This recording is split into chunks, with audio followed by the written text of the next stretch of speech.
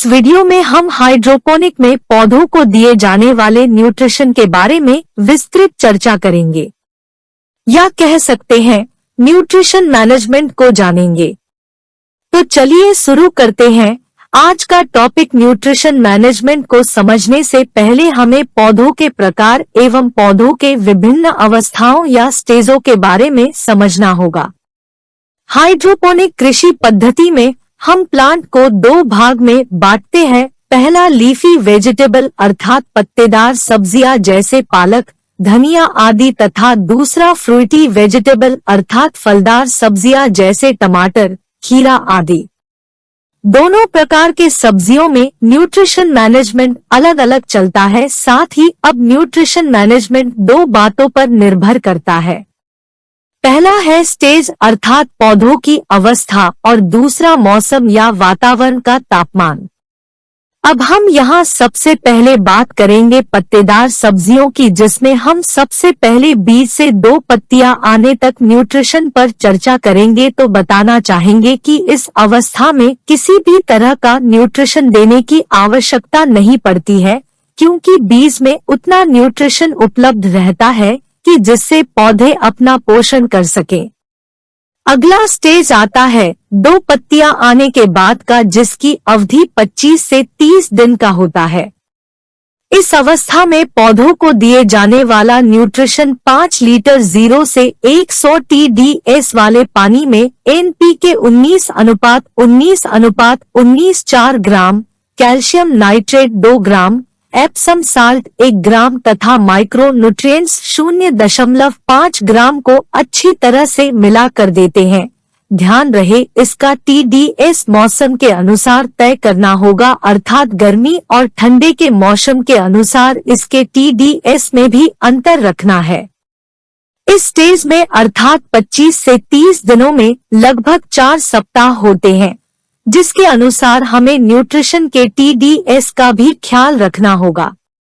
पहला सप्ताह पौधों को दिए जाने वाले न्यूट्रिशन अगर गर्मी का मौसम हो तो TDS 150 और अगर ठंड का मौसम चल रहा हो तो न्यूट्रिशन का TDS 200 रखना है। दूसरे सप्ताह पौधों को दिए जाने वाले न्यूट्रिशन का TDS गर्मी के मौसम में 200 तथा ठंड के मौसम में 250 रखना है।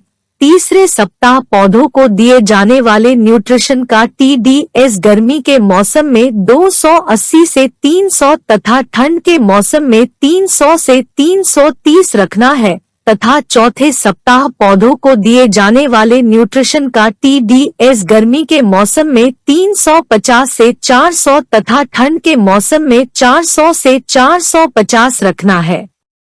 गर्मी और ठंड के मौसम में TDS में अंतर इसलिए रखा जाता है क्योंकि गर्मी में पौधे पानी के साथ न्यूट्रिशन ज्यादा ग्रहण करते हैं, इसलिए गर्मियों में TDS कम रखा जाता है, जबकि ठंड के मौसम में पौधे पानी कम ग्रहण करते हैं, अर्थात न्यूट्रिशन भी कम ले पाते हैं, इसलिए ठंड में न्यूट्रिशन का TDS ज्यादा रखा जाता है ताकि पौधों को सही न्यूट्रिशन मिलता रहे।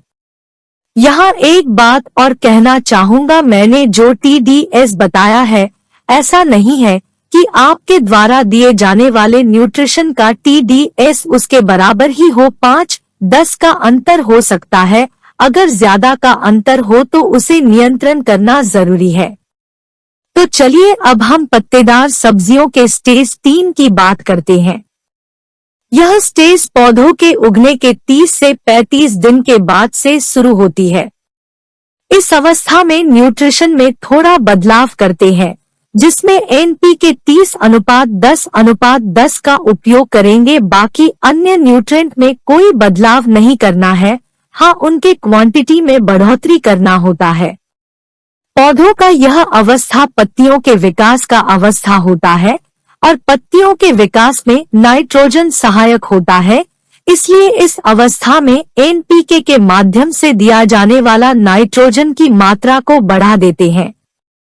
NPK 30:10:10 मार्केट में उतना प्रचलित नहीं है, जिसके लिए हम उसके विकल्प के रूप में NPK 19:19:19 में यूरिया मिलाकर उपयोग करते हैं।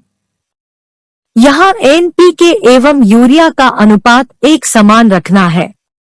इसको इस प्रकार से समझते हैं, अगर हमें 8 ग्राम NPK 30:10:10 चाहिए, तब हम 4 ग्राम NPK 19:19:19 में 4 ग्राम यूरिया को मिलाकर उपयोग करेंगे। अब हम आते हैं इस स्टेज में दिए जाने वाले न्यूट्रिशन फार्मूला पर। इस अवस्था में हम 5 लीटर पानी में, जिसका TDS 0 से 100 हो, में NPK 30:10:10 8 ग्राम, कैल्शियम नाइट्रेट 4 ग्राम, एप्सम साल्ट 2 ग्राम तथा माइक्रो न्यूट्रिएंट 1 ग्राम को अच्छी तरह से मिलाकर उपयोग करते हैं।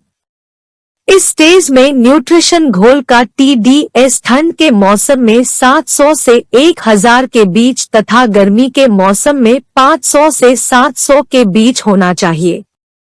अब हम आते हैं फ्रूटी वेजिटेबल के न्यूट्रिशन मैनेजमेंट पर। ये लीफी वेजिटेबल से थोड़ा अलग रहेगा। वैसे शुरुआती बीज लगाने से 2 पत्तियां आने तक पौधों को किसी प्रकार का न्यूट्रिशन नहीं देना है, सिर्फ पानी देना है। ये पहला स्टेज है। सेकेंड स्टेज अर्थात फूल आने से पहले तक का समय है, जिसमें 25 से 30 या 35 दिन का समय लगता है।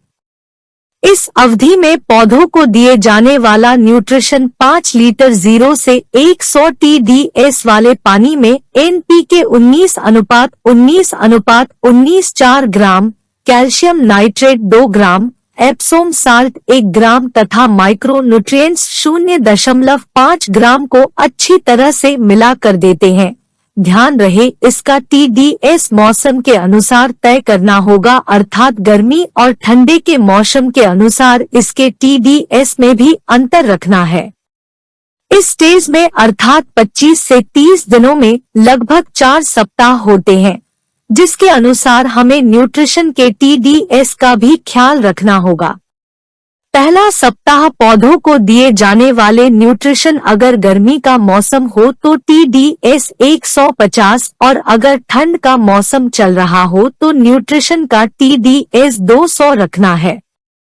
दूसरे सप्ताह पौधों को दिए जाने वाले न्यूट्रिशन का TDS गर्मी के मौसम में 200 तथा ठंड के मौसम में 250 रखना है। तीसरे सप्ताह पौधों को दिए जाने वाले न्यूट्रिशन का TDS गर्मी के मौसम में 280 से 300 तथा ठंड के मौसम में 300 से 303 रखना है, तथा चौथे सप्ताह पौधों को दिए जाने वाले न्यूट्रिशन का TDS गर्मी के मौसम में 350 से 400 तथा ठंड के मौसम में 400 से 450 रखना है। इसमें थोड़ा सा यूरिया मिलाकर थोड़ा बदलाव कर सकते हैं, जिससे इसमें नाइट्रोजन की मात्रा इसमें बढ़ जाएगी, जिससे पौधे मजबूत होंगे और फूल और फल स्वस्थ आएंगे। अब चलते हैं तीसरे स्टेज की ओर, जब पौधों में फूल आने की शुरुआत होती है। इस स्टेज में NPK को छोड़कर बाकी सभी न्यूट्रिशन वही रहेंगे।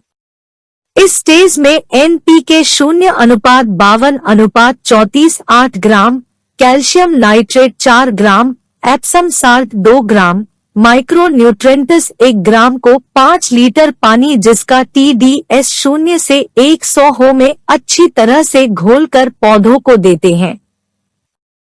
इस स्टेज में पौधों को दिए जाने वाले न्यूट्रिशन के घोल का TDS 500 से 800 के बीच रखना है। यहाँ हम देख रहे हैं कि NPK में फास्फोरस का अनुपात बढ़ाकर 52 रखा गया है।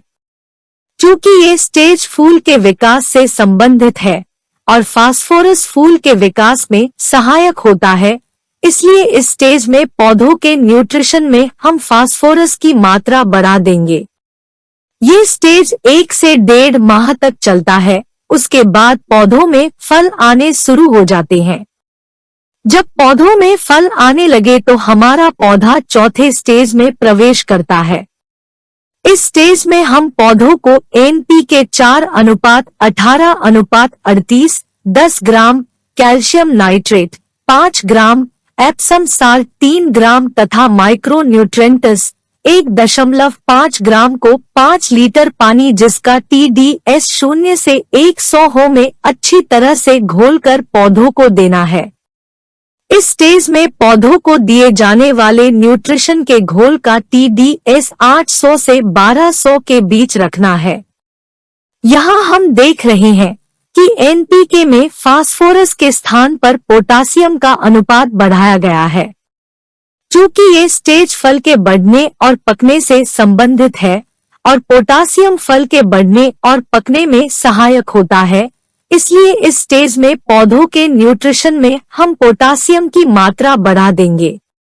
हाइड्रोपोनिक में यही फायदा है कि हम पौधों को उसके जरूरत के अनुसार सही समय पर सही न्यूट्रिशन दे सकते हैं और कम समय पर अच्छा प्रोडक्शन ले सकते हैं, जो कि पारंपरिक खेती में संभव नहीं हो पाता है।